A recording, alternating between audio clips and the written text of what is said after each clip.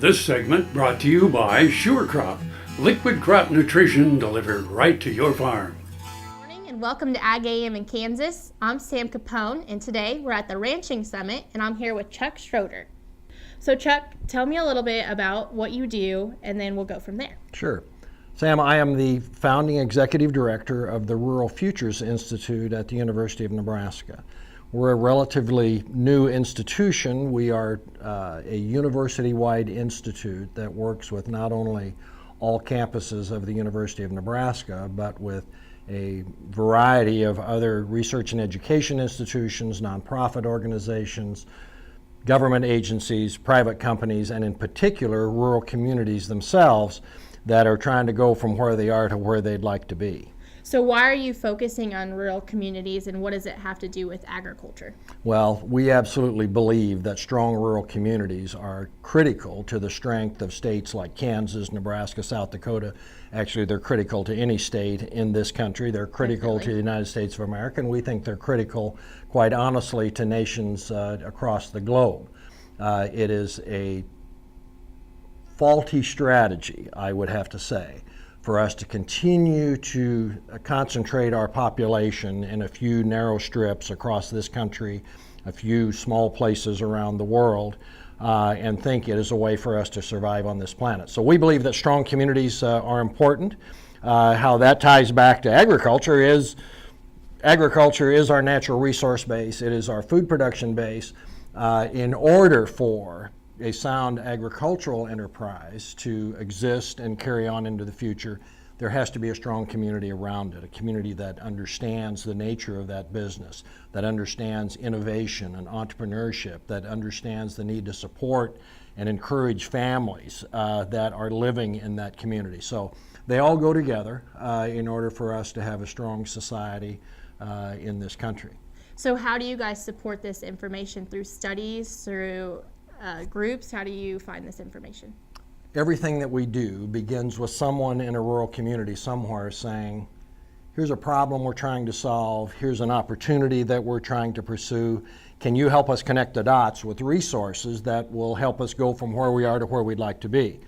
So we have a competitive awards program at the heart of what we do that has allowed us now to undertake 41 projects over the last 3 years that involve 23 colleges and universities in 6 states, about 41 nonprofit organizations across the country that are focused on rural issues, 14 government agencies at the local, state, and federal level, 10 private companies, and over 100 communities. That's very cool. And this allows us to bring the best resources that we can find to address a very broad range of issues: leadership, entrepreneurship, innovation, business development, business transitions, healthcare, K-12 education, housing, broadband, all of those issues that combine to create a strong community. Every community is unique. We are not a 30,000-foot developed broad-based programs that we rain down on rural communities hoping something good happens.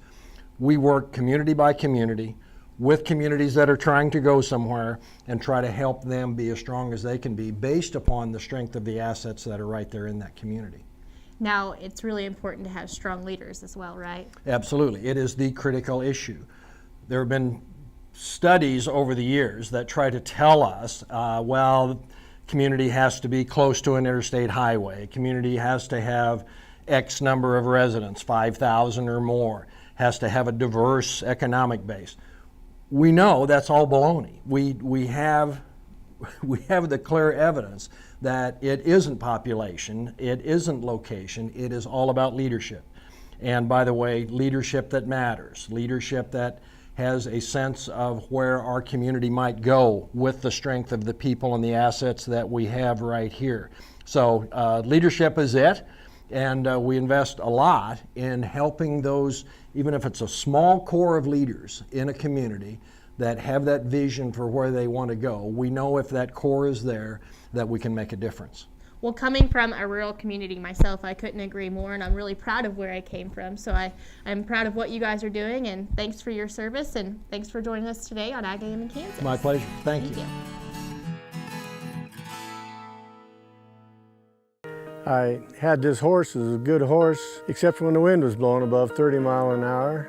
Wind was blowing about 35, 40, and I saddled him up, rode him out to the end of the lane, and I thought, well, he's doing pretty good. And about 6 jumps later, I was laying on the ground and thinking, boy, my shoulders sure hurt. I kept waiting, and it didn't get better, and so I went to an orthopedic surgeon, and that showed that I had torn rotator cuff. And he said, well, we'll have to do surgery. I thought, I farm and ranch by myself. This is not going to work out very well. I'd been sleeping in my recliner for about 2.5 years because it hurt too much to sleep in bed on my side. I'd heard about Kansas Regenerative Medicine Center on the radio and gotten down there at 8 o'clock in the morning, and by 11:30 the procedure was all over. They just took some fat out of my side here and spun that down for about 45 minutes and then injected it in my shoulders, and I was on my way. It's something you don't hear about, but I thought it was worth a try, and I'm really pleased. It's really worked out well for me.